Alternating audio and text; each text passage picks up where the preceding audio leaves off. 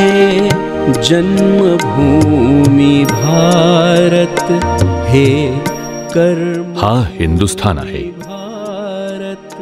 हिंदूंचा देश, वंदनीय आपली मातृभूमी आणि पुण्यभूमी। वंदनीय भारत, जीवन सुमन चढ़ाकर आराधना करेंगे तेरी, जन्म जन्म भर हम। हिंदू म्हणजे कोण? तर या देशावर ज्यांचं प्रेम आहे, ज्यांना या देशाचं भलं व्हावंसं वाटतं आणि त्यात स्वतःचा सहभाग असावा असं वाटतं, ते हिंदू। मग त्यांची पूजा पद्धती कोणती का असेना, अशा हिंदू समाजाला संघटित करून त्याला शक्तिशाली बनवण्याच्या उद्देशानं राष्ट्रीय स्वयंसेवक संघाची स्थापना झाली।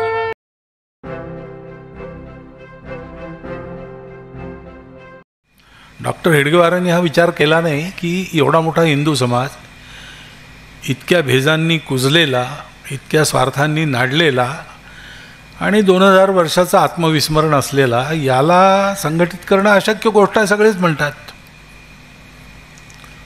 आणि आपल्याजवळ काहीच नाही, प्रसिद्धी नाही, प्रसिद्धीचं साधनही नाही, सत्ता नाही, पैसा नाही, कार्यकर्तेही नाहीत, आणि जो विचार आपण करतो त्याला पूर्ण विरोध आहे सगळ्या समाजात। तर हे काय आपल्याच्याने होणारं काम नाही असा त्यांनी विचार केला नाही। त्यांनी विचार केला की हे आपलं कर्तव्य आहे, हे आपल्याला केलंच पाहिजे। स्वतःचं काय होतं याच्याकडे दुर्लक्ष करून हेच काम पहिल्यांदा केलं पाहिजे। ते होईल न होईल हे ज्याच्या हाती आहे तो जाणो।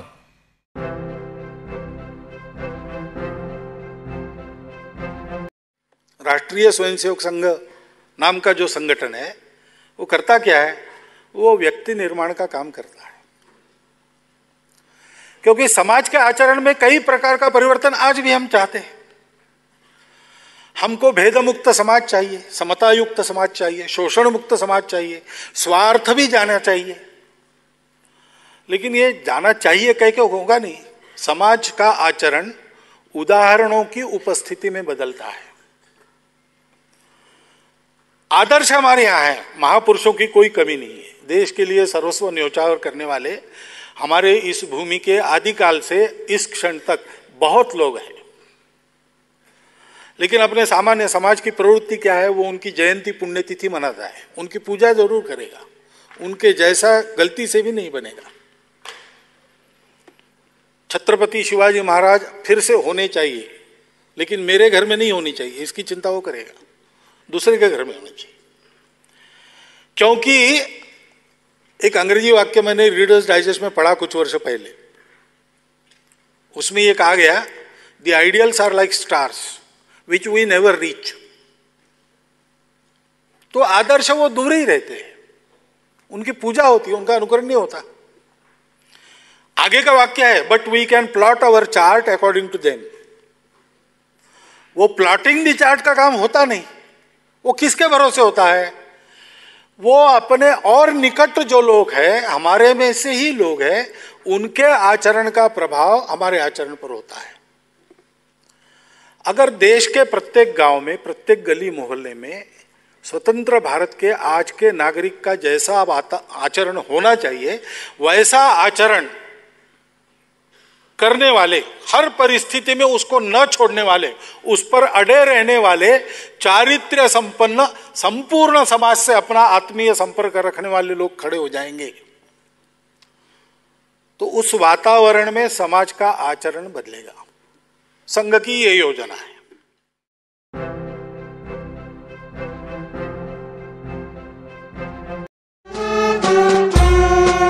1925 साली विजयादशमीच्या दिवशी डॉक्टर हेडगेवार यांनी संघाची स्थापना केली। संघाचे आतापर्यंत 5 सरसंघचालक होऊन गेले। 6वे सरसंघचालक सध्या कार्यरत आहेत। डॉक्टर केशव बळीराम हेडगेवार,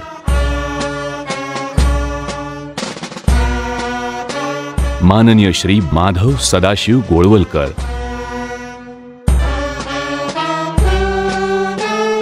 माननीय श्री बाळासाहेब देवरस,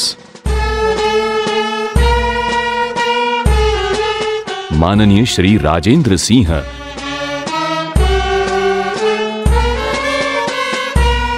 माननीय श्री के.सी. सुदर्शनजी आणि सन 2009 पासून सद्यकालापर्यंत माननीय डॉक्टर मोहनजी भागवत.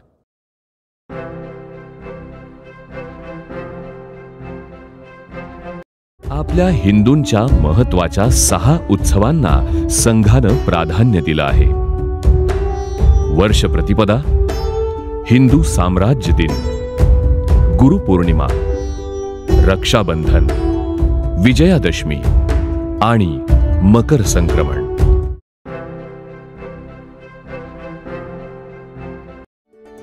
संघ कार्याचा प्रसार करण्यासाठी प्रचारकांची भूमिका अत्यंत महत्वाची असते. प्रचारक हा पूर्ण वेळ संघ कार्यासाठी वाहिलेली व्यक्ती असते. गावोगावी जाऊन तेथील स्थानिक शाखांच्या मदतीने विविध कार्यक्रमांचं आयोजन करणं, तसेच सध्याच्या स्वयंसेवकांना प्रेरणा देणारे विचार मांडणं, नव्या कार्यक्रमांची माहिती देणं आणि नवनवीन कार्यकर्ते निर्माण करणं अशी महत्वाची कामं या प्रचारकांमार्फत पार पाडली जातात.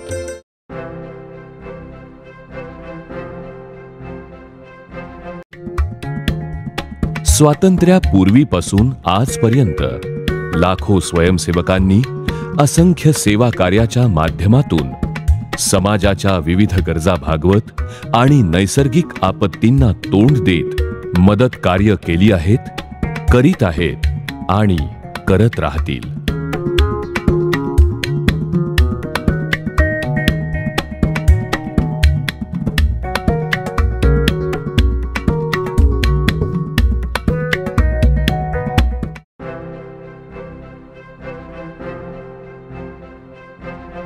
संघाच्या विचारातून प्रेरणा घेऊन संपूर्ण भारतभर समाजाच्या भिन्न भिन्न क्षेत्रांमध्ये स्वयंसेवकांनी विविध संस्था सुरू केल्या.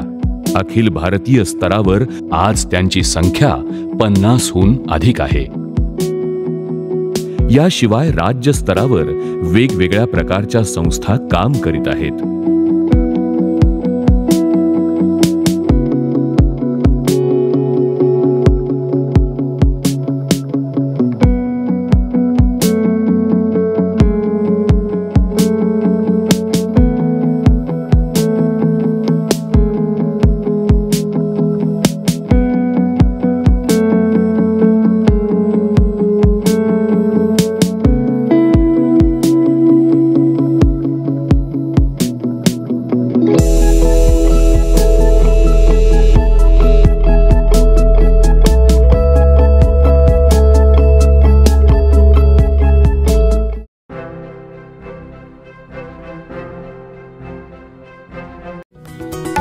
राष्ट्रीय स्वयंसेवक संघात चारित्र्य संपन्न स्वयंसेवक घडवले जातात. त्यामुळे स्वयंसेवकांनी प्रलोभनांना बळी पडू नये अशी अपेक्षा असते. इस देश में सर्वेशाम अविरोधेन इस प्रकार की भूमिका को लेकर संघ काम कर रहा है. इसलिए हम न इस्लाम के विरोधी हैं, न हम ईसाइयत के विरोधी हैं, लेकिन एक निश्चित है कि संघ इस देश में अच्छा हिंदू खड़ा करना चाहता है. यहाँ कर्मकांडी हिंदुओं की कोई कमी नहीं. संघ चाहता है एक सामाजिक हिंदू खड़ा हो, इस सामाजिक हो, एक राष्ट्रीय हिंदू खड़ा हो. इस दृष्टि से संघ कार्य है. मुझे लगता है कि इसको अगर समझ लेते हैं तो संघ का विरोध करने वाली शक्तियाँ भी हमारे साथ खड़ी हो सकती है. इसी दृष्टि से हम लोग निरंतर प्रयास करते रहेंगे.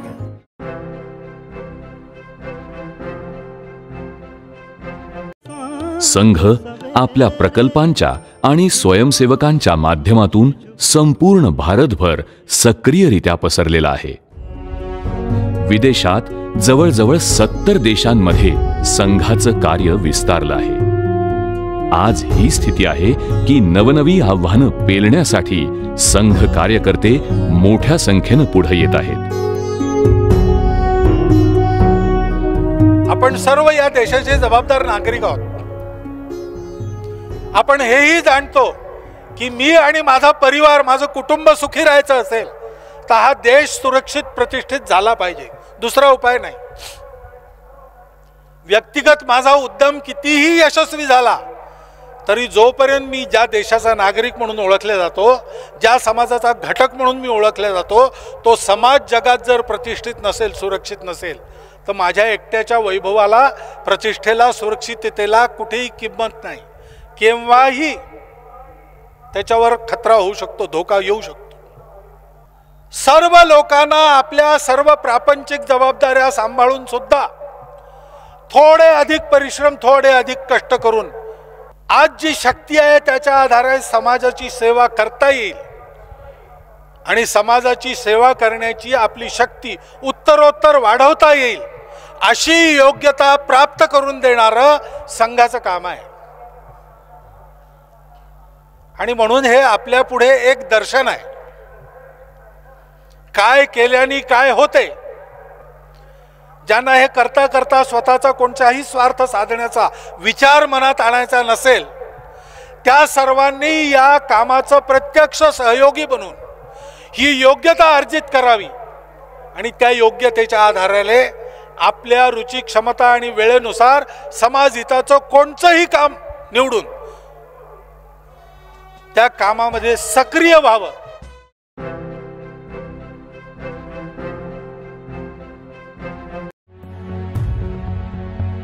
कोणत्याही देशाला आव्हानेही असतातच, काही बाह्य तर काही अंतर्गत शक्तींची.